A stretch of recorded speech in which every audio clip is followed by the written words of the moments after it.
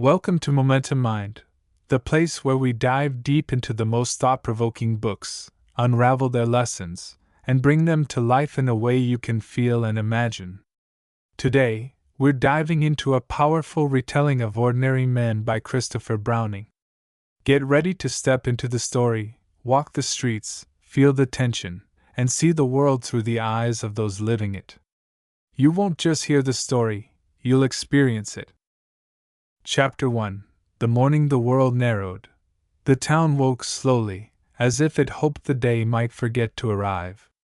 Low houses sat close together, their walls pale and tired, their windows fogged by breath and cooking smoke. A thin road cut through the center like a quiet scar, leading past a square that had once known laughter and markets, now empty except for drifting paper and a single dog that moved without trust in its eyes. Beyond the last houses, the land opened into fields pressed flat by wind, the horizon blurred by mist that clung to everything it touched. Men gathered near a cluster of trucks that looked out of place, their metal sides dull and impatient. They wore uniforms that did not fit quite right, sleeves stiff, boots still unfamiliar to their feet. Some adjusted belts, some avoided eye contact, some stared at nothing at all. These were not men shaped by ambition or hunger for glory. They were clerks, dock workers, salesmen, fathers who knew the weight of a child asleep against their chest. Their hands had been trained for papers, tools, doors, and ledgers, not for the work that waited ahead of them. The air smelled of damp earth and oil. Somewhere nearby, an engine coughed and went still. A voice called out names, not sharply, but with a tone that expected obedience without needing to demand it. Each name landed on a man's shoulders like an invisible hand, guiding him into place. No one asked questions. Questions had learned to stay quiet long ago. Among them stood a man whose face still carried the softness of civilian life. His cap sat too high on his head, as if he did not fully accept it belonged there. His thoughts drifted to his home, to a kitchen table with uneven legs, to the sound of cutlery placed carefully to avoid waking someone sleeping late. He told himself that this morning was no different from others. Orders came. Orders were followed. Then the day ended, and one returned home with stories edited for safety. An officer stepped forward. His posture was practiced, his voice calm, almost apologetic. He spoke of duty, of necessity, of unpleasant tasks that must be done so that larger goals could move forward. He did not raise his voice. He did not threaten. He offered something else, something heavier. He offered permission. He said that anyone who felt unable to carry out what was required could step aside. Not punished. Not shamed. Simply reassigned. The words hung in the air, light and dangerous. Several men felt a sudden tightness in their chests. The offer sounded like mercy, but it came wrapped in something else, something unspoken. To step aside would mean standing alone. To step aside would mean being seen. Boots shifted against gravel. A man cleared his throat. Someone swallowed hard. Eyes flicked sideways, searching for movement, for a signal that someone else would go first. No one moved. The officer continued, explaining where they would go. A village not far from here. A place smaller than this town, quieter, with wooden houses and narrow paths. The people there had been gathered. The task would be carried out quickly. Efficiency was important. Order was important. He spoke as if describing a factory process, something that ran best when each part performed its function without resistance. The men listened. Some nodded without realizing it. Others felt their thoughts slow, as if wading through thick water. One man felt his hands trembling and pressed them together behind his back. Another fixed his gaze on the officer's mouth, focusing on the shape of the words rather than their meaning. They climbed into the trucks. The metal benches were cold, even through layers of cloth. As the engine started, The vibration traveled through their bodies, shaking loose thoughts they did not want to examine. The road unspooled ahead, cutting through fields and trees that leaned inward as if curious. No one spoke. Silence became a shield, thin but familiar. The village appeared without ceremony. Houses huddled together, their roofs dark with age. Smoke rose from a few chimneys, fragile and domestic. Chickens scattered as the trucks slowed. Faces appeared in doorways, cautious, confused. A child stood barefoot near a fence, holding something small and broken, watching the strangers with wide eyes. The men dismounted. Their boots sank slightly into the soft ground. Orders came again, clearer now, directing them to positions, to roles. Some were told to guard. Some to escort. Some to do the work that made the air feel heavier with every step toward it. The man with the ill-fitting cap was assigned to a group near the edge of the village. Trees stood there, tall and indifferent. The ground sloped gently downward, and the earth was darker, richer. He noticed this detail with strange clarity, as if his mind were cataloging the world for reasons he could not name. People were led toward them. Not rushed, not dragged, but guided with firm hands and lowered voices. There was crying, soft at first, then sharper. A woman clutched a bundle to her chest. An older man stumbled and was steadied by someone who did not meet his eyes. Words were spoken in a language the men did not understand, but fear required no translation. The officer moved among his men, offering quiet instructions, placing hands briefly on shoulders. His presence was steady, reassuring in a way that felt wrong but effective. He reminded them to aim carefully, to finish quickly, to think of it as a task, not a moment. The man felt his mouth go dry. His rifle felt heavier than it had moments before. He adjusted his grip again and again, searching for a position that felt less real. His thoughts raced toward excuses. Toward illness. Toward faintness. Toward the offer made earlier, now impossibly distant. He glanced sideways, hoping to see someone else step back, someone else falter first. And no one did. A sound broke the air, sharp and final. Then another. The world narrowed to noise and motion and commands that came too fast to resist.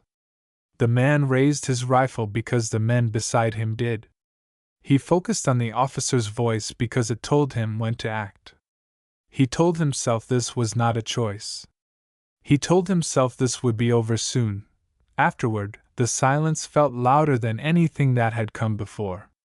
The trees stood exactly as they had. Birds returned cautiously to branches. The ground bore marks that no one spoke about.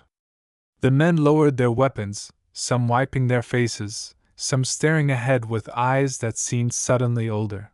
The officer gave new orders. There were more villages. More tasks. This was only the beginning. As the trucks prepared to leave, the man looked back once, just once, at the place where the earth seemed darker than it should be. He felt something shift inside him, something closing, something hardening to survive what had just been allowed to happen. The engine roared. The village receded. And with each turn of the wheels, the distance between who he had been and who he was becoming grew harder to measure. Chapter 2: The Shape of Obedience. The trucks moved again, slower now, as if the road itself had grown tired. Dust lifted behind them and settled back down, clinging to boots, to fabric, to skin. Inside the rattling metal frames, the men sat differently than before. Shoulders that had once slouched now held stiff and upright. Eyes that had wandered now fixed themselves on small, safe details. A crack in the floor, a loose strap, the sway of a hanging latch. No one spoke of what had happened. Silence did not need agreement. It arrived on its own and spread between them, thick and protective. Words felt dangerous, as if saying the wrong thing might pull something loose inside that could not be put back. The man with the ill-fitting cap noticed his hands would not stop shaking. He pressed them against his thighs until the movement slowed. His body seemed to belong to someone else now, responding late, clumsily, like a tool that had been dropped and bent. He tried to think of home again, but the image would not stay still. Each time it formed, something from the village slipped into it, uninvited. When they stopped, the officer gathered them once more. His voice had not changed. If anything, it sounded more confident, steadier, as if the morning had confirmed something he already believed. He spoke of success, of efficiency, of how well the men had performed under difficult circumstances. Praise settled over them like a blanket, warm and unsettling. Some men felt relief wash through them. The praise told them they had not failed, that whatever they felt twisting inside them was unnecessary, that the work, however unpleasant, had been done correctly. One man even felt a flicker of pride before he could stop himself. The feeling startled him more than the work itself. They were given food. Simple bread, dark and dense, eaten quickly and without ceremony. Hands moved automatically, tearing and chewing while minds drifted elsewhere. A man laughed suddenly at something someone said, then stopped just as suddenly, confused by the sound of his own voice. The laughter felt wrong, out of place, but it also felt human, and that made it harder to silence completely. Orders came again. The next village was farther. The process would be the same. There was no speech this time about stepping aside. The offer had expired. Quietly and without announcement. As they traveled, the landscape changed little. Fields gave way to patches of forest, then opened again. Smoke appeared in the distance, thin and vertical. Someone remarked that it looked peaceful. No one responded. At the edge of the next village, the men took their positions more quickly. Their movements were smoother now, practiced. They knew where to stand, how to hold their weapons, where to look when looking became too much. The officer watched closely, nodding to himself. The people were gathered again. Faces blurred together in the man's mind, a mass of fear and confusion that threatened to become individual if he allowed it. He did not allow it. He focused instead on instructions, on the sound of boots behind him, on the way the trees formed a line at the far end of the clearing. A man near him whispered that he felt sick. Another told him to keep it together. The words were harsh, but they carried something else beneath them. A plea. Do not make this harder. Do not force us to see ourselves. The work began again. This time, the man noticed something new. The moment before action, when everything paused, stretched longer than it should have. In that space, his thoughts rushed in, loud and insistent. He saw faces clearly now, not as a group, but one by one. An old man with trembling hands. A woman who would not let go of someone smaller than herself. A boy who stared with a strange calm, as if already far away. The officer's voice cut through the moment, sharp and grounding. The pause collapsed. Movement returned. Sound followed. When it ended, the man felt less shock than before. That frightened him more than anything else. The shaking returned, but weaker. His stomach turned, but he did not retch. Part of him observed these changes with a cold curiosity, noting them like symptoms of an illness he did not want to name. Afterward, the men talked more freely. Not about the work directly, but around it. Complaints about the heat. About the quality of the bread. About the officer's pacing. These small grievances felt safe. Normal. They stitched the day back together into something that resembled routine. One man spoke about his children. Another about a shop he hoped to open someday. The conversations floated above the ground, detached from what lay beneath them. The man with the cap listened, nodding at the right moments, marveling at how easily life insisted on continuing. That night, they slept in a requisitioned building. The walls were bare, the floor hard. As darkness settled, sounds emerged, coughing, turning bodies, quiet sobs quickly smothered. The man lay awake, staring at the ceiling, tracing cracks with his eyes. Each crack seemed to lead somewhere unpleasant if followed too far. When sleep finally came, it brought no rest. He dreamed of standing in an endless line, waiting for instructions that never arrived. Each time he tried to step out of line, the ground shifted beneath him, pulling him back into place. In the morning, he woke with the dreams still clinging to him. Around him, the men rose, stretched, adjusted uniforms. Faces were set now, expressions carefully neutral. The officer entered and announced the day's route. More villages. More work. As they filed out toward the trucks, the man realized something with a clarity that made his chest tighten. The hardest part had not been the first day. It had been the moment after, when he discovered he was still standing, still capable of following orders. And as the engine started once more, he understood that whatever line he had crossed was already fading behind him, swallowed by dust and distance, while ahead the road stretched on, patient and waiting. Chapter 3: The Weight That Grows Lighter. The days began to blur, each one folding into the next like damp paper pressed together. Morning brought movement, noise, instructions. Night brought stillness, exhaustion, and a silence thick enough to muffle thought. The men no longer measured time by anything meaningful.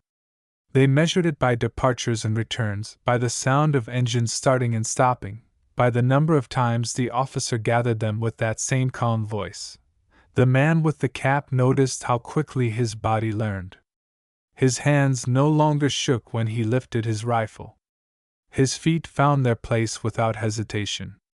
Even his breathing adjusted, steadying itself when it mattered most. This frightened him, but the fear stayed distant, like something seen through glass. What unsettled him more was how ordinary everything else felt. Between assignments, they waited. Waiting became its own kind of labor. They leaned against walls, sat on steps, smoked when they could. Smoke curled into the air, thin and gray, dissolving as easily as the thoughts they avoided. Jokes appeared, awkward at first, then easier. A man complained about his boots. Another teased him for never breaking them in properly. Laughter followed, short and sharp, then faded. The officer encouraged this. He believed morale mattered. He believed men worked better when they felt like men again. He allowed small freedoms, small comforts. He praised efficiency, spoke approvingly of how smoothly things were running. The word smooth appeared often, and each time it did, it erased something jagged beneath it. One afternoon, after another village had fallen silent, the man found himself standing apart, watching the others. He felt detached, as if observing from a higher place. He saw men wiping their faces, adjusting their uniforms, checking their weapons with habitual motions. He saw how none of them looked at the ground for very long. A younger man nearby retched suddenly, bending over with violent force. Two others stepped in quickly, blocking the view, murmuring reassurance. Someone handed him water. Someone else joked that the bread had gone bad. The younger man nodded, grateful for the excuse, for the permission to be weak without explanation. The man with the cap realized he had not felt the urge to retch in days. That night they drank. Someone had found bottles, and they passed them around, hands reaching eagerly. The liquid burned and dulled, softened edges. Voices grew louder. Stories grew exaggerated. One man stood and tried to sing, his voice cracking halfway through. Cheers followed anyway. For a moment, the room felt almost warm. In that warmth, something dangerous took root. The men began to speak more openly, though never directly. They spoke of how difficult it had been at first, how one adjusted, how it became easier when one stopped thinking too much. These statements were offered gently, almost kindly, as advice. The man listened, nodding. He felt the pull of belonging, strong and undeniable. To resist would mean standing apart again, alone with thoughts that had already proven unbearable. To agree required nothing more than silence. Later, lying on the hard floor, he stared at the dark and tried to remember the weight of the first morning. He remembered the tightness in his chest, the way the world had narrowed. He searched for that feeling now and found only an echo, faint and fading. The next village was larger. The process took longer. The officer was less patient, his voice sharper, though still controlled. Efficiency slipped. Men grew tense. One shouted when he should not have. Another hesitated too long and earned a look that cut deeper than words. Afterward, the officer gathered them and spoke firmly. He reminded them why they were here. He reminded them that disorder led to chaos, and chaos helped no one. His words carried authority, but also reassurance. He told them they were doing necessary work. He told them history would not remember the details, only the outcome. The phrase settled into the man's mind. History would not remember. That night, sleep came faster. Dreams came less often. When they did appear, they were strangely empty, filled with movement but no faces, sound but no meaning. He woke feeling rested, which filled him with a quiet shame he pushed aside before it could take shape. The following morning, a man did step aside. It happened quietly. He approached the officer with lowered eyes, murmured something about nerves, about being unwell. The officer listened, nodded, and reassigned him to guard duty. No punishment. No scene. The men watched carefully. No one spoke. When the man returned to the group, his face pale, no one met his eyes. He stood among them, present but separate, as if surrounded by an invisible boundary. Later, someone muttered that the man had always been weak. Another said nothing but shook his head slightly. The message was clear without being spoken. Stepping aside was allowed, but it came with a cost. The man with the cap felt relief that he had not been the one to move. The relief came quickly, instinctively. He did not examine it. As the days continued, the work changed shape. Less direct. More distance. Different tasks, still connected to the same purpose. The officer spoke of progress. Of completion. Of how each step brought them closer to the end. The man found himself hoping the officer was right. Hoping there was an end. Hoping that when it came, something might reverse, something might loosen its grip. But one evening, as the sun dipped low and painted the sky in muted color, he caught sight of his reflection in a window. The glass was dirty, warped, but the image was clear enough. His eyes looked different. Not cruel. Not wild. Just settled, as if they had accepted a truth he had not consciously agreed to. He turned away quickly, heart beating faster. That night, as the trucks lined up for another early departure, the officer mentioned new methods. More efficient ones. Less strain on the men. The words were practical, reasonable. The man listened, feeling a chill that had nothing to do with the air. Whatever weight he had once carried was not gone. It had simply shifted, sunk deeper, becoming something he could bear without noticing. And somewhere inside him, a quiet voice whispered that this was the most dangerous change of all. Chapter 4. The comfort of routine. The mornings became predictable, almost soothing in their rhythm. The trucks rumbled over familiar roads, engines humming like a heartbeat that measured the passage of time. Mist rose from the fields, clinging to the edges of the forest, softening the outlines of trees and fences. The towns and villages they passed looked smaller now, somehow quieter, as if the world itself had learned to shrink around the men. The man with the cap had stopped noticing the faces of the villages at first glance. He saw only positions, paths, instructions. He listened to the officer's words, took in the order of movements, the arrangement of people, the timing, the flow.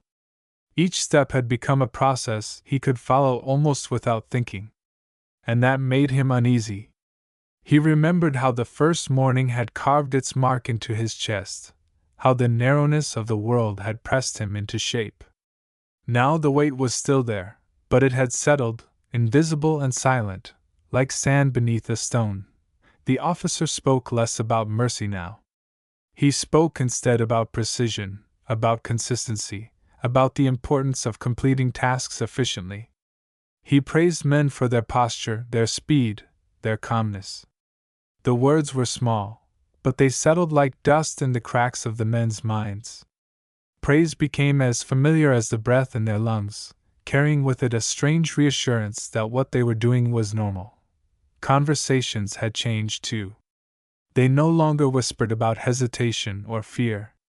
They talked about simple things: the cold of the morning, the flavor of the bread, the cracks in the walls where they rested. Laughter came easier, a quiet relief in small doses, a reminder that life could continue even here. One man told a story about a dog he had as a child, and for a moment, the other men listened with genuine amusement. But even then, the memory felt far away, almost fragile, like it belonged to someone else entirely. The man with the cap began to notice patterns in the villagers as well. How they moved when instructed, how quickly they adapted to the presence of soldiers. The human instinct to survive, he realized, was swift and unrelenting. Faces showed fear, but also obedience, and it fascinated him to watch the difference between those who resisted internally and those who bent immediately. He did not allow himself to judge. Observation was enough. One afternoon, a new method was introduced. The officer spoke of delegation, of allowing small teams to work independently to increase efficiency. Men were assigned roles they had not held before, some of which required greater proximity to the villagers. The man with the cap was placed in a group responsible for coordination, standing slightly apart from the direct work, noting movements, issuing instructions. The position offered distance, which both comforted and tormented him. He did not have to see as clearly, but he could not stop noticing the ease with which the others followed orders. During a quiet moment, a young man approached him, voice low. "Do you ever feel it slipping?" he asked, eyes darting to the officer. The man with the cap understood immediately. He did not answer at first. There was no safe way to explain what slipping meant. The young man shook his head and walked away, leaving a trace of unease that lingered longer than he could admit. That night, as they lay on the hard floor of a requisition building, the man stared at the ceiling, tracing the cracks with his eyes. The silence was punctuated only by shifting bodies and the occasional cough.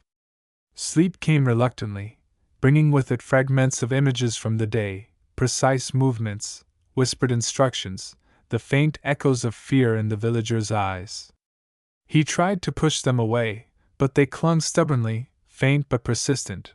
The days became a cycle: wake, move, perform, rest. Each repetition dulled the edges of memory.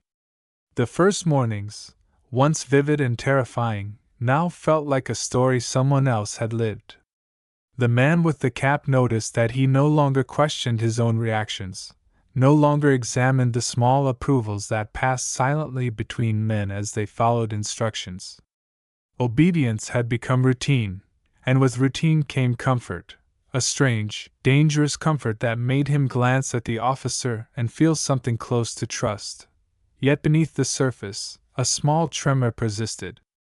The ease of the routine did not erase the awareness that this was not normal, that the world they moved through was narrower than it should be, that each step they took reinforced boundaries he had never imagined he could cross. He could sense the tremor even when he smiled, even when he laughed with the others. One evening, as they waited for departure, the officer called them together. His tone was light, casual even, but his words carried the weight of expectation. He spoke of new villages, new challenges, and a new efficiency that would test their abilities. Men nodded, some without thinking, some with a quiet determination.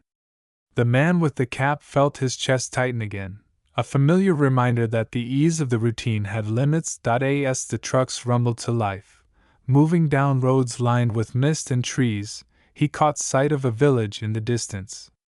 Smoke curled from chimneys, chickens scattered, children ran along the edges of fields. The scene should have felt ordinary, peaceful even. But he could not shake the feeling that the world was holding its breath, waiting for something unseen to happen. And somewhere inside him, he sensed that the next moment, the next village, would test everything the routine had built.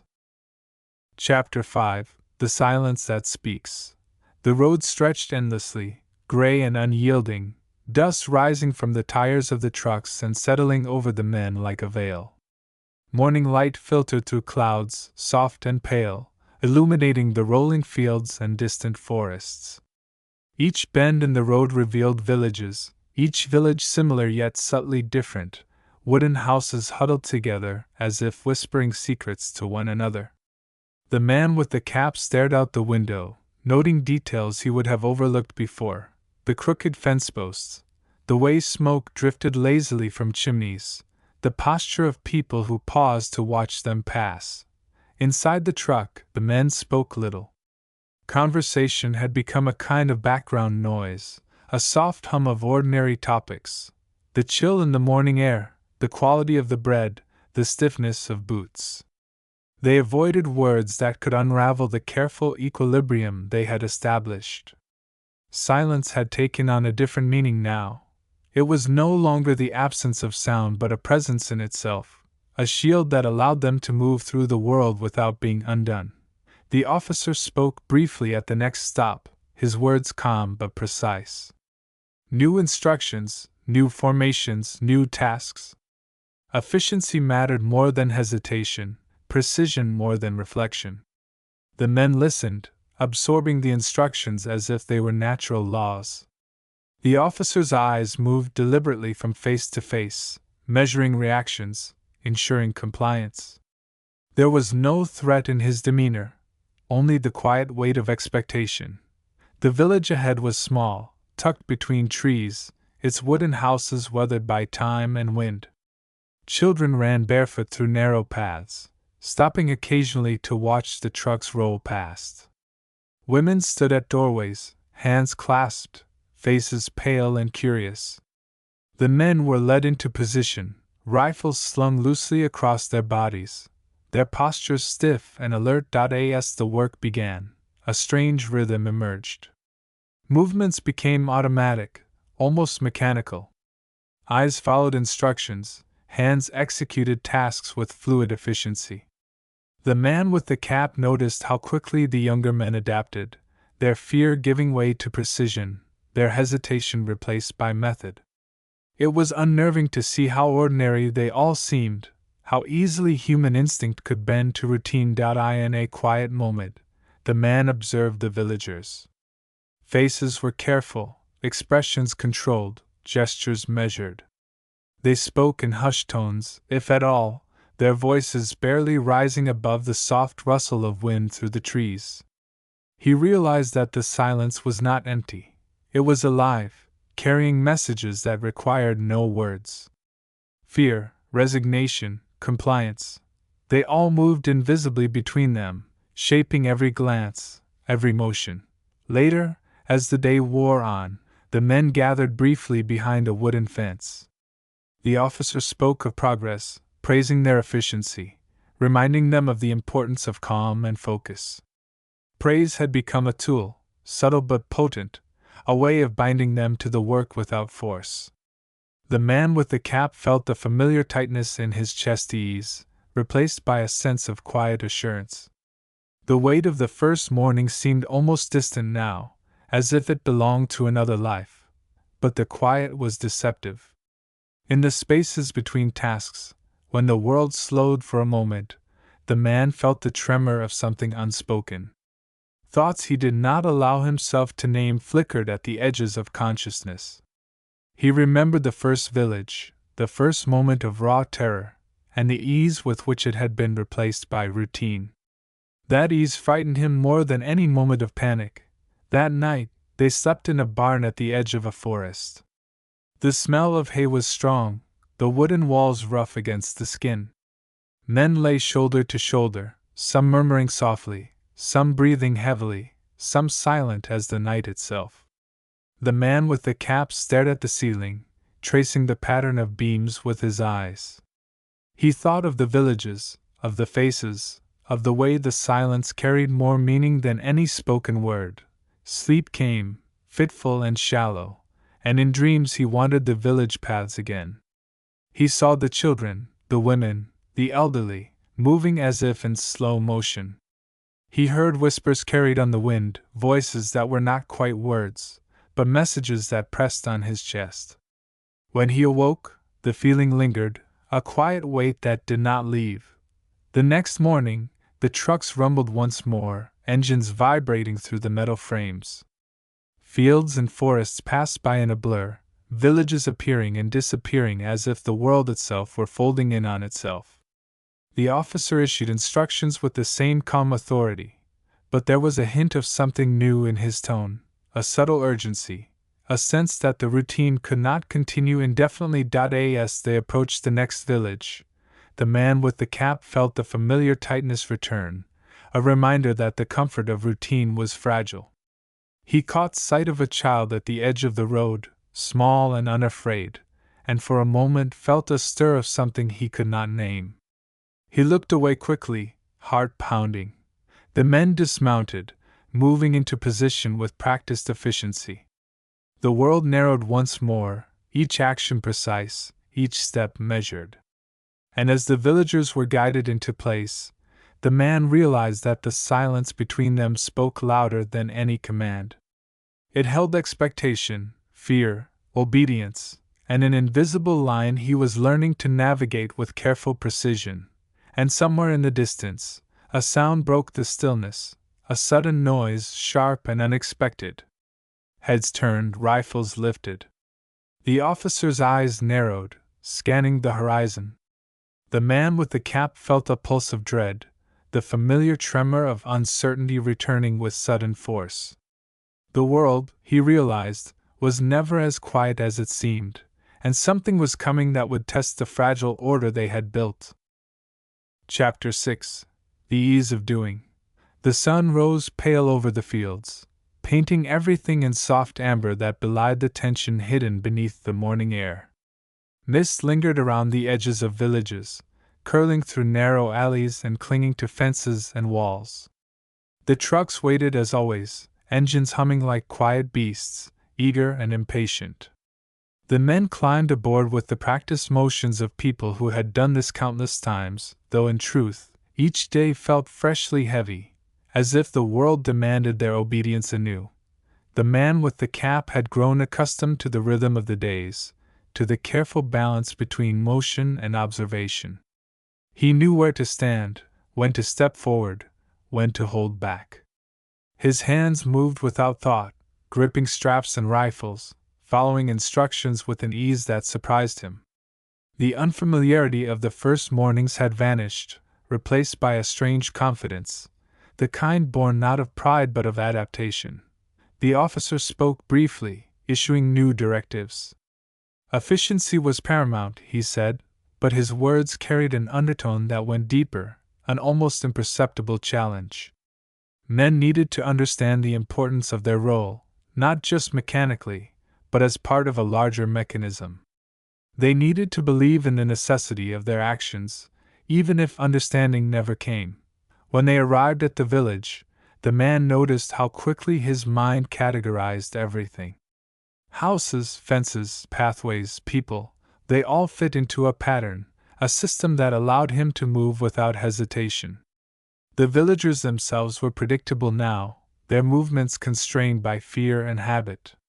He watched them with a detached curiosity, noticing small signs of resistance, a slight hesitation, a glance exchanged, a child gripping a parent's hand too tightly. The tasks that once seemed impossible now required little thought. Instructions flowed smoothly from officer to men, from men to villagers. The efficiency of their movements was unnerving, a machine fueled not by malice but by repetition and order. The man with the cap felt a quiet shock as he realized how quickly they had learned to do things without reflection, how easily human instinct had bent to routine. In a moment of pause, he glanced at the other men. Faces once marked by hesitation now carried an unfamiliar calm, a serene detachment. They laughed quietly at small jokes, shared bread, commented on the chill in the air. Even in the midst of their work, ordinary comforts and camaraderie persisted. The ease of doing, he understood, had become a shield, a way to navigate the unbearable without breaking. Yet beneath that ease, something lingered. A quiet awareness that each step, each instruction followed without question, carried weight far greater than the moment required. The man felt it tugging at him during the brief lulls, a reminder that normality here was fragile, a construct carefully maintained by discipline and repetition. Later, as the sun began to sink, shadows stretching across the village like dark fingers, the officer gathered the men. His words were calm, encouraging, praising the precision and order of their work. Praise had become a subtle tool, binding the men to the system without force. The man with the cap felt the familiar relief settle over him, the comforting illusion that everything was under control. During the evening, they shared bread and water, small conversations flitting between them like birds in a cage. One man spoke of his childhood farm, another of a small boat he had once owned. The stories were ordinary, yet they carried weight in this strange world, anchors to a life that existed before the rhythm of obedience claimed them. The man with the cap listened quietly, noting the ease with which everyone had adapted, the speed at which fear had become routine. That night, sleep was deeper than it had been in weeks. Dreams were sparse, more abstract than real, fragments of fields and forests, smoke and sunlight. When he woke, the tightness in his chest had loosened slightly, replaced by a sense of readiness. The world felt structured, navigable, as if order itself could shield him from the disquiet that threatened beneath the surface. The following morning, the trucks moved again, engines humming steadily. Villages appeared in the distance, each one folding into the next like chapters of a story that no one wanted to read aloud. The officer spoke briefly, then stepped aside, letting the men move with practiced precision. Actions flowed seamlessly, instructions followed, the rhythm uninterrupted. The man with the cap noticed a small shift within himself. The ease with which he moved, the certainty that his role was understood and executed correctly, filled him with a quiet, unsettling pride. Not for himself, not truly, but for the system, for the way everything fit together so perfectly. It frightened him that such comfort could come from doing what once seemed unimaginable. As the trucks rumbled toward the next village, the sun dipped lower, painting the fields in shades of gold and gray. The officer's voice echoed softly, issuing last-minute instructions. And somewhere ahead, the world waited, unchanged yet unknowable, ready to test the boundaries of the ease that had taken hold, and to remind them that even comfort could carry a weight too heavy to bear without notice. Chapter 7: The Faces That Fade. The morning mist hung low over the road, thick and stubborn, muffling the rumble of the trucks as they rolled past fields slick with dew. The man with the cap leaned slightly against the cold metal, watching the world move slowly beneath the haze. Villages appeared and disappeared like half-remembered dreams, wooden roofs and crooked chimneys framed by skeletal trees. Each one held the same quiet tension, the same expectancy that greeted them every morning. The men inside the truck moved with a familiarity that had grown almost frightening. Boots tapped rhythmically against the floor, rifles rested lightly against shoulders, hands adjusted belts and straps without thought. The officer's instructions, once urgent and precise, now carried a softer, almost casual tone. His authority was constant, invisible, present in the way the men followed without hesitation, without reflection. They arrived at the village and dismounted quickly, spreading into their positions. The man with the cap noted the movements of his comrades, the ease of their obedience, the fluidity with which they executed tasks that had once paralyzed them. In the beginning, hesitation had been a storm in the chest, a trembling that refused to be silenced. Now, hesitation had become a whisper at the edges of thought, easily ignored, almost impossible to find. Villagers appeared, small clusters of faces framed by doorways and fences. Children clung to parents, eyes wide with a mixture of curiosity and fear. Women moved cautiously, whispering softly, their hands pressed against chests or cheeks. The man watched without looking directly at anyone, tracing patterns in their gestures, cataloging the instinctive ways people responded when control edged too close. The faces began to blend together, less distinct, more like pieces in a machine. A boy lingered at the edge of the path, his bare feet shifting in the dirt, his eyes holding something that did not belong. The man with the cap found himself staring longer than he intended, noticing the slight quiver in the boy's lips, the way his hands trembled despite the attempt to hold them still. And then, as quickly as it came, the moment dissolved.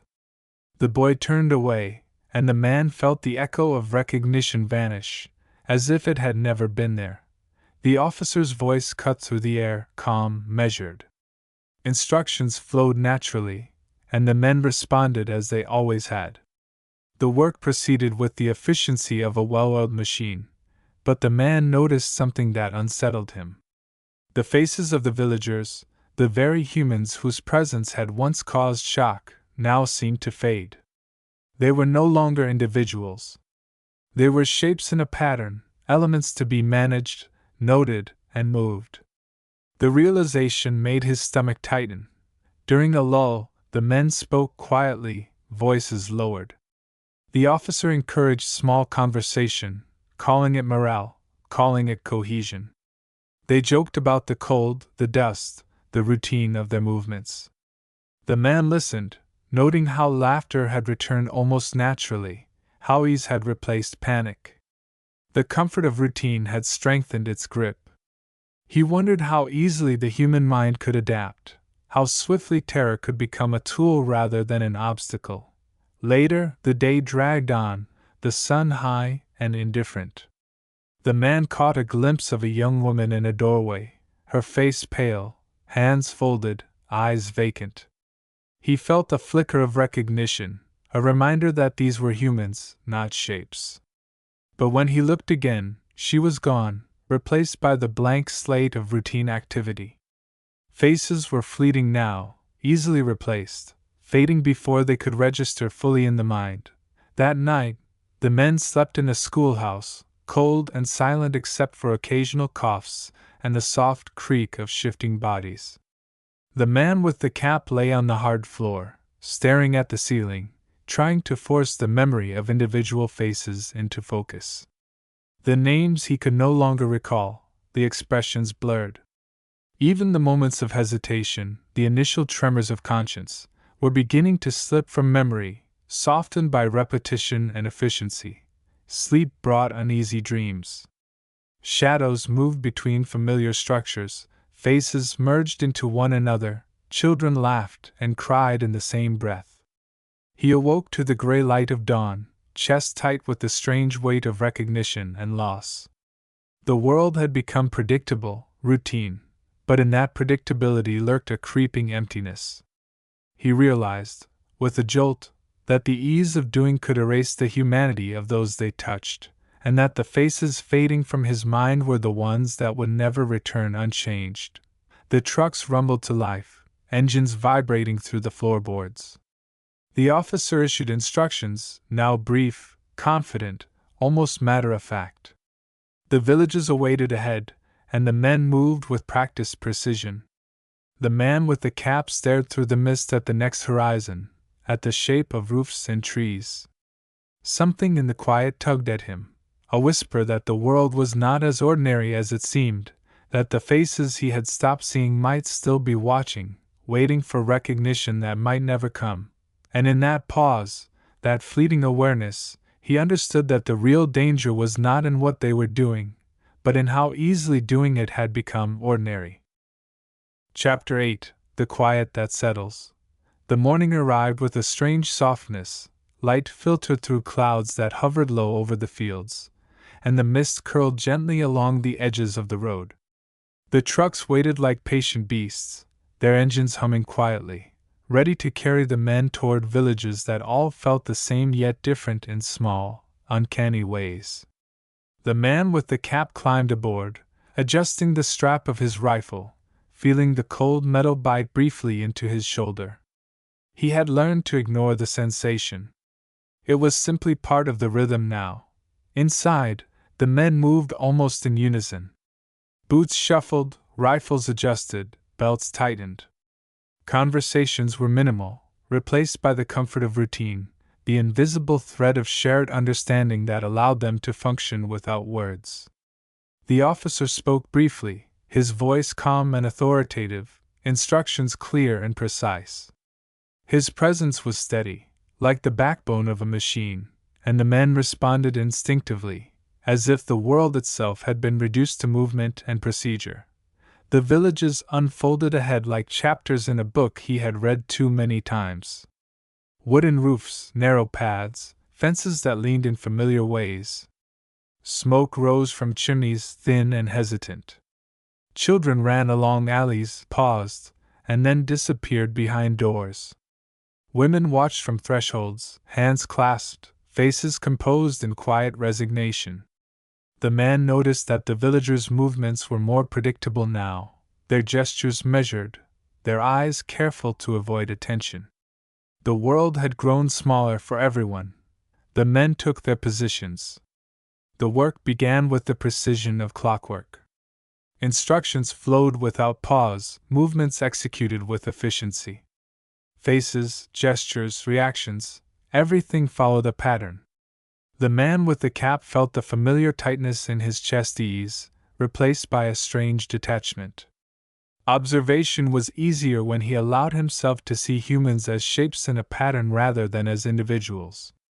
Yet, even as he adopted this mental shield, a tremor of unease lingered, faint but persistent. During a lull, some of the men spoke quietly, sharing stories of home, of farms and shops, of small victories and mundane frustrations. The words were ordinary, almost comforting. The man listened, noting how natural it had become to fill the spaces between action with normal conversation. Laughter came, soft and fleeting, a fragile thread connecting them to lives that existed elsewhere, lives now almost impossible to touch. The officer gathered the men at the edge of the village, his voice steady. He praised efficiency, spoke of progress, and reminded them of the importance of calm and discipline.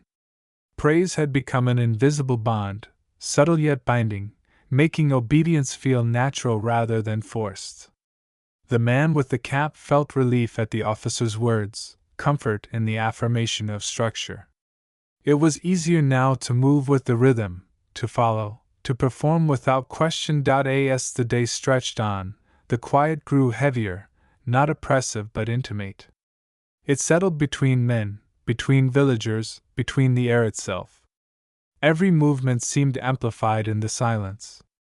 The man noticed small details: a bird fluttering from a roof, the shift of wind through trees, the slight hesitation of a child stepping back from the road.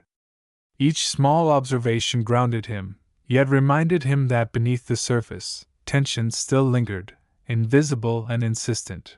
When the work concluded, the men gathered briefly before returning to the trucks. The sun had lowered, casting long shadows across the village, and the mist began to creep again through the alleys.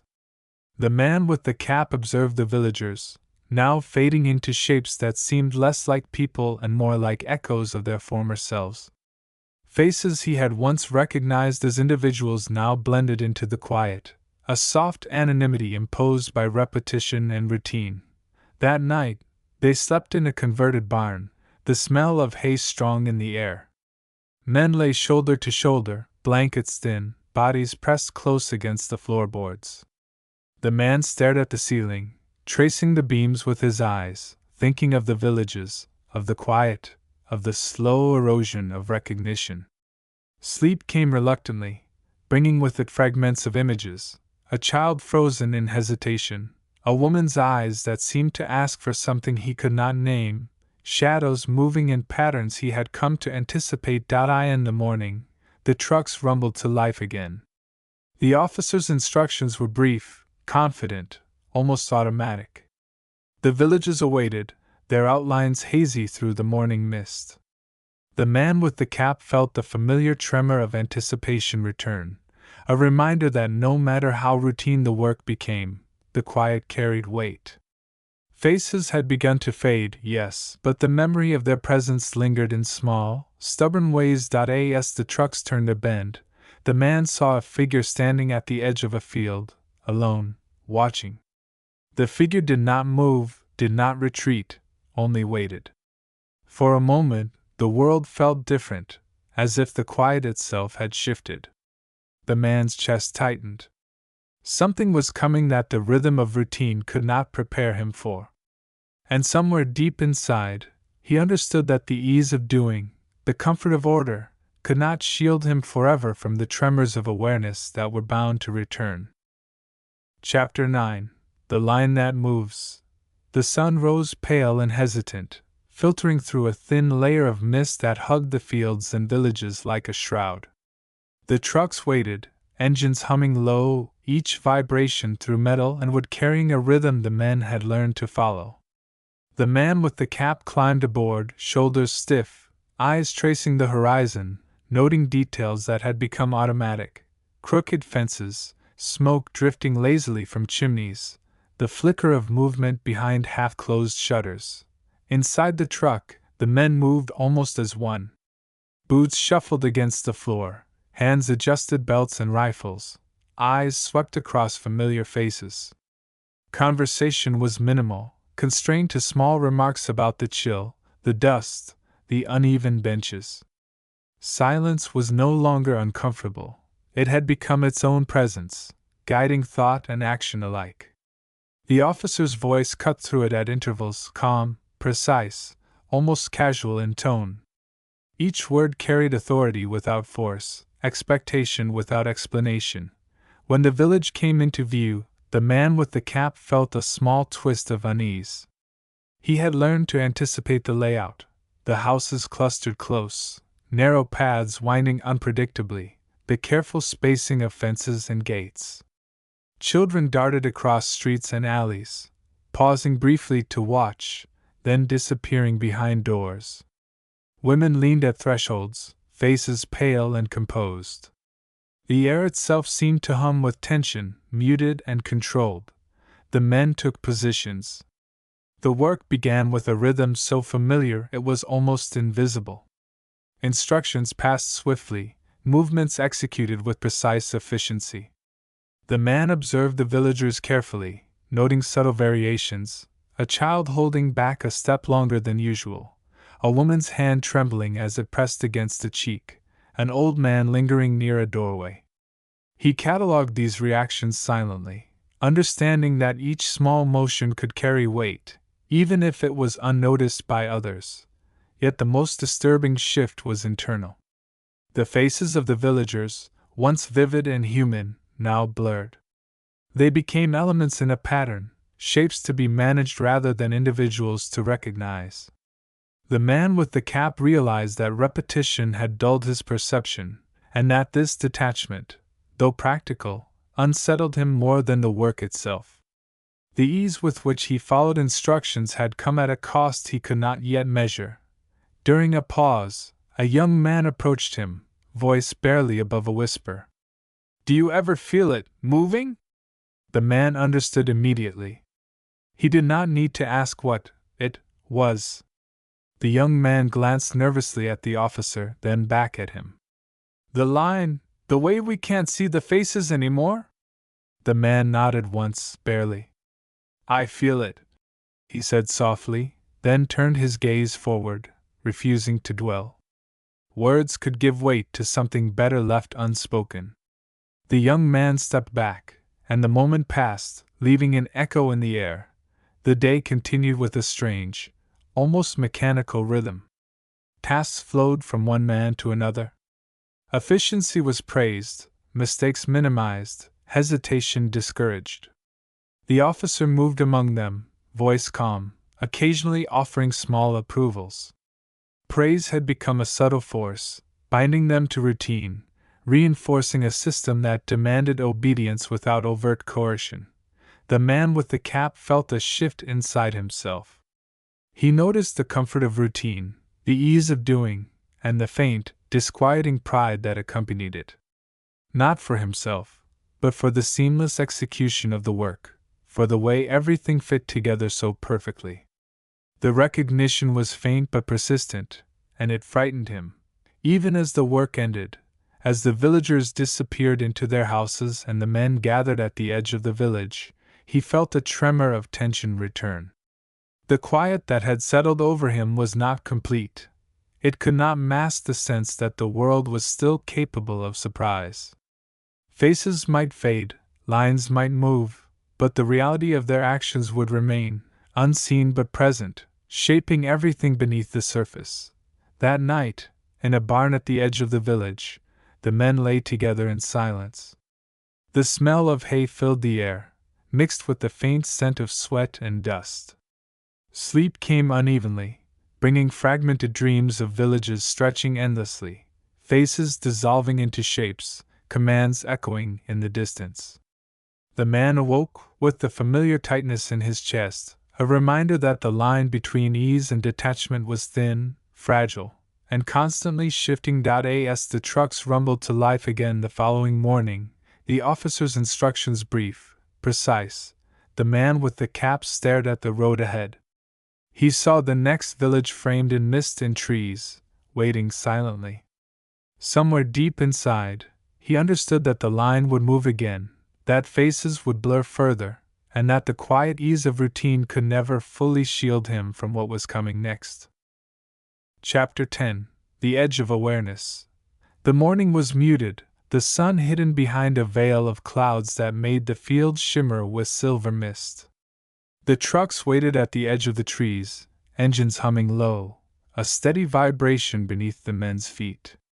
The man with the cap climbed aboard with careful motions, his body now conditioned to the rhythm of travel, the sway of metal, the anticipation of the villages ahead. His eyes scanned the horizon, noting fences, rooftops, smoke curling from chimneys, the subtle motion of figures at doorways. Each detail felt familiar, catalogued, but never quite comforting. Inside, the men moved quietly. Boots tapped softly on the floorboards, rifles rested against shoulders, hands adjusted belts and straps without thought. Conversations were limited, whispers of cold mornings, bread, the stiffness of joints. Silence had become its own presence, thick yet unremarkable, wrapping them in the comfort of predictability.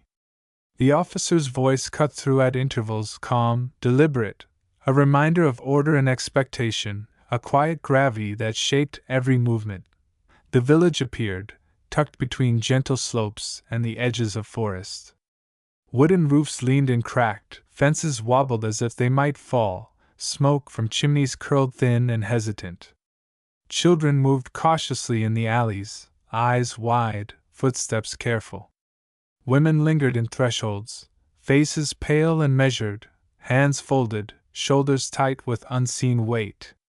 The man with the cap observed without directly looking, noting patterns, hesitation, retreat, the instinctive movements of fear and compliance. The men took positions with a precision born of repetition. Tasks flowed naturally, instructions delivered and executed without pause. The villagers moved within the carefully drawn space of expectation, their reactions catalogued and accounted for. The man with the cap felt a strange detachment, the ease of following instructions now bordering on automatic. Each action was performed without reflection, each glance and movement absorbed into a pattern that made the unimaginable ordinary. Yet beneath the detachment, something fragile persisted. A tremor of awareness that could not be entirely quieted. During a pause, he noticed a boy who lingered behind a fence, bare feet shifting in dirt, eyes wide but calm, observing everything with quiet patience. For an instant, the boy's gaze seemed to pierce the rhythm, to remind him of the humanity hidden beneath structure. He looked away quickly, heart tight, unwilling to admit the stir of recognition. The officer moved among them, calm and authoritative, praising efficiency, observing discipline, reinforcing the invisible bond that tethered the men to routine. Praise had become more than words. It was reinforcement, subtle yet powerful, a tool shaping thought and action without overt coercion. The man with the cap felt the familiar relief of affirmation, comfort in the structure, yet beneath it, a small unease flickered, impossible to silence completely. That night, they slept in a warehouse on the edge of the village, the smell of dust, wood, and cold air mingling in the shadows. Men lay shoulder to shoulder, bodies pressing into rough boards, blankets thin. The man stared at the ceiling, tracing cracks, remembering faces, some that had faded, some that persisted faintly in memory. Sleep brought dreams of endless paths, of faces merging into shapes, of commands echoing through corridors of mist.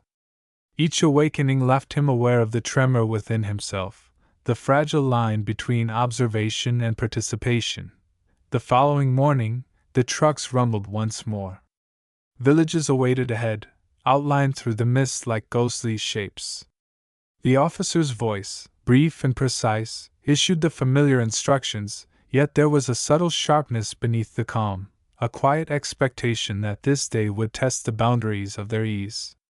The man with the cap felt the familiar tightness return, a reminder that the rhythm of routine could not fully shield him from awareness, that the edge of what he felt, what he observed, still lingered. As the trucks wound down the road, he glimpsed the horizon bend toward another village, smoke curling from chimneys, the quiet motion of figures at doorways. The line of his vision seemed to tremble slightly, as if warning that the easy detachment he had come to rely on was fragile, and that the faces fading into shapes were still watching, still waiting for recognition that might never come. And in that unspoken tension, he knew, the world ahead would demand more than routine, more than comfort. It would demand awareness, and he was not sure he was ready for what it might reveal. Chapter 11. The Quiet That Breaks. The morning arrived like a whisper, soft light spilling over the misted fields, the roads slick with dew and shadow. The trucks waited as always, engines low and steady, humming beneath the men's boots. The man with the cap climbed aboard, adjusting his strap and scanning the horizon, noting fences, rooftops, smoke curling from chimneys, and figures moving quietly in doorways. Each detail felt familiar yet impossible to categorize completely, like fragments of a dream that had lost its edges. Inside, the men moved with practiced precision. Boots shuffled, rifles shifted lightly on shoulders, hands adjusted belts, faces set in neutral expressions. Conversation was minimal, limited to whispered observations about cold, dust, or the stiffness of muscles. Silence carried its own weight now, protective and binding, holding them together while keeping their thoughts contained. The officer's voice cut through at intervals, calm and deliberate, guiding movements, reinforcing order with the quiet authority that had become the rhythm of their lives. The village appeared like a memory made real. Wooden houses huddled close, fences uneven, smoke from chimneys thin and hesitant. Children watched from alleyways, frozen in half-steps, eyes wide and unblinking. Women lingered at thresholds, hands clasped, faces pale but composed, as if practicing patience for generations. The man with the cap took his position, noting the movements of both men and villagers with detached precision. Hesitation, retreat, compliance, each gesture catalogued, each glance noted and filed in the invisible ledger of memory. Tasks began with smooth efficiency. Instructions passed seamlessly, actions executed with minimal thought. Faces of villagers blurred, merging into patterns, shapes moving in predictable rhythms. The man with the cap felt the familiar detachment, the ease of doing without reflection, Yet beneath it lingered something stubborn, a tremor of awareness that refused to vanish.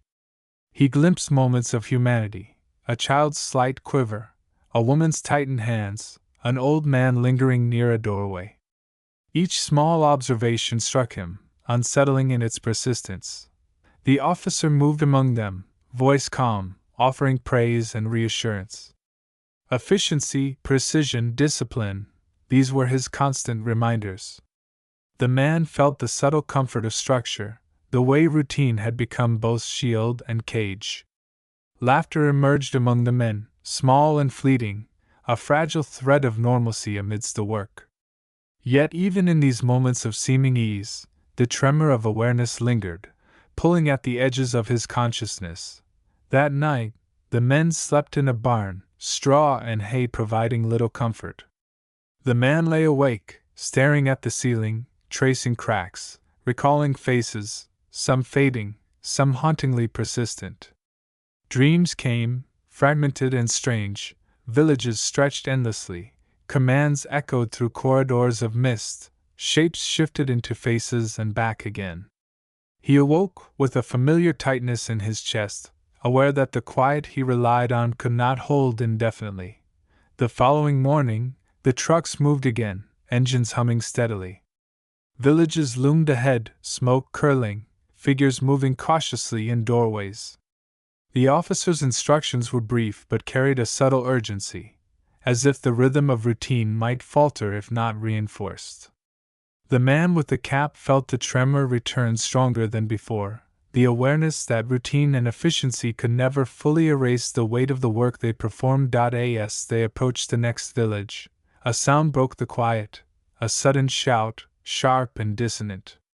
Heads turned, rifles lifted. The officer's eyes narrowed, scanning the horizon. The men froze, hearts thudding.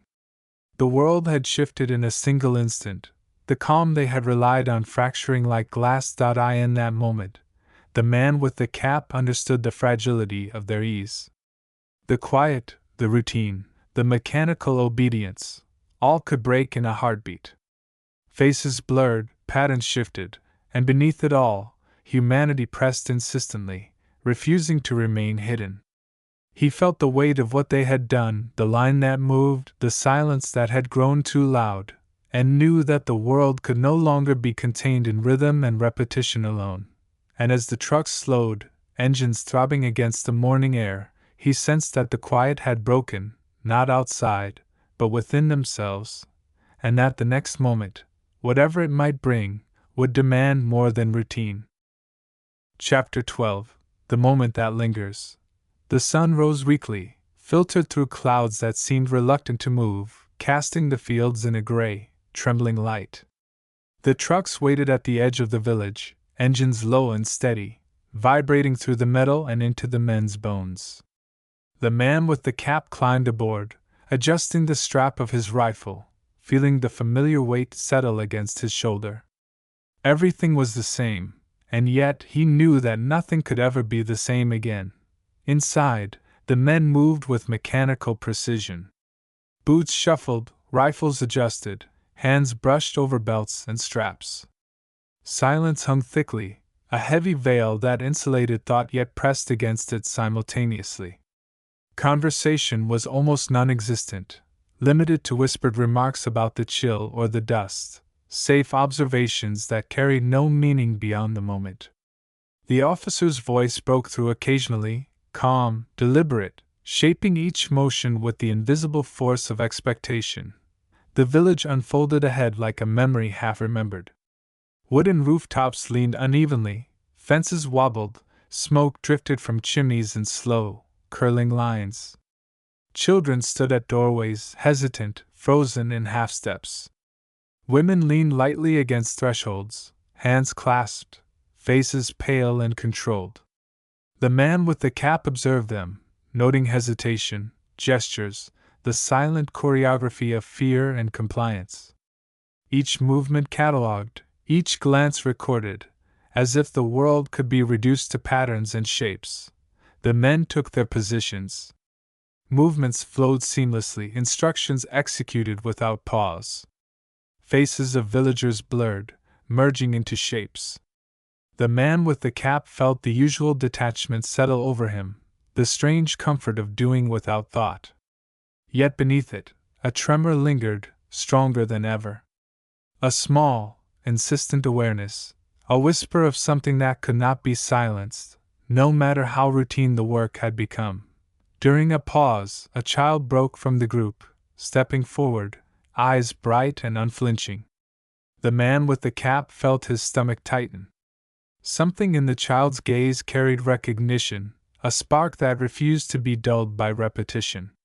For a moment, the world shifted. Faces blurred and returned, gestures became human again, and the ease of doing, the comfort of obedience, faltered. The officer moved among them, calm, precise, offering praise for efficiency, for discipline. Yet even his words felt different now, carrying the weight of something unspoken. The man with the cap realized that the structure, the rhythm they had relied on for so long, was no longer enough to contain the tremors of awareness that now pressed insistently against the surface of thought.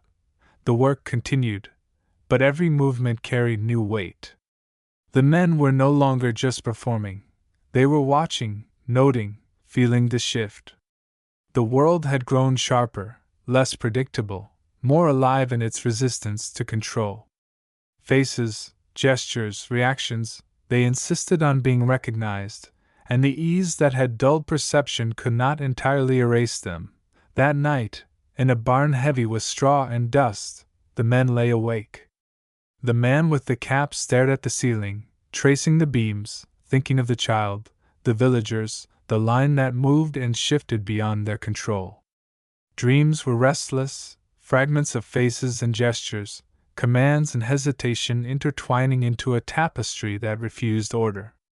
Sleep came briefly, and even then, it carried the weight of what could not be contained by routine alone.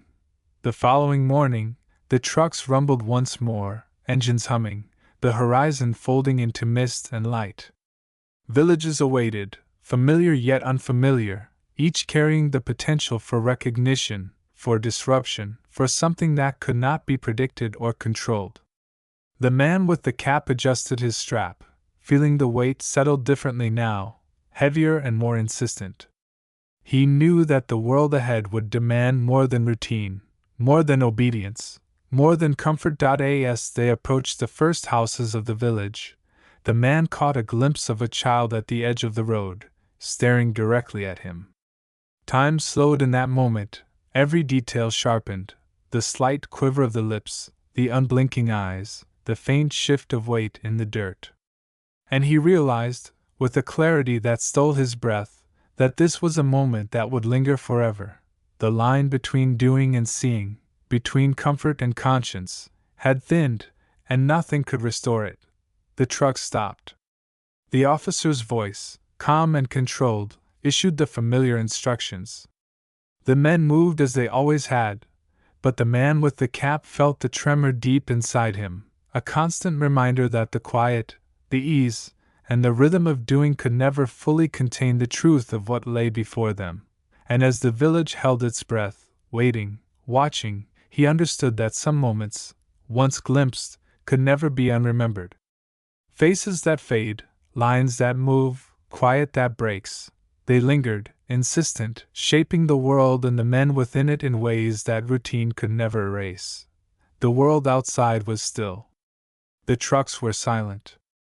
And somewhere, deep within, the tremor remained, echoing with a question that had no answer, a weight that had no release, and a truth that would follow him forever. Thanks for joining us on Momentum Mind.